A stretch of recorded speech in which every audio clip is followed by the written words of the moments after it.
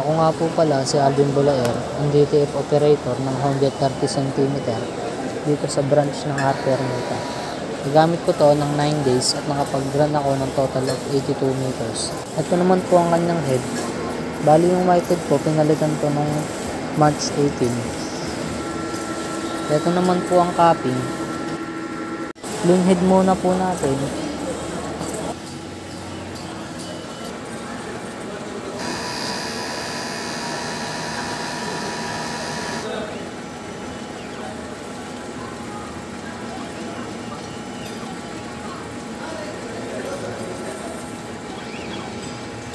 Pagkatapos po natin mag-clean head, punasan po natin ng wiper.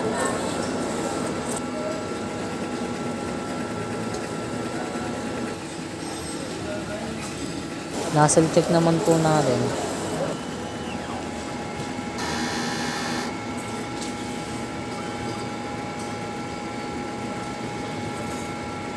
Ito naman po ang kanyang race tank, ABR, ground wire.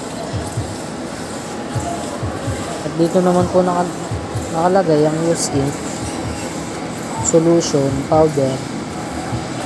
At dito naman po nakalagay ang unused powder, solution, ink, film. Naman po ang aming ink system, nasa tamang level lang. Ito naman ang consumable monitoring. Cyan, magenta, yellow, black, DTF white, DTF powder, cleaning solution, 30 cm film, at maintenance checklist.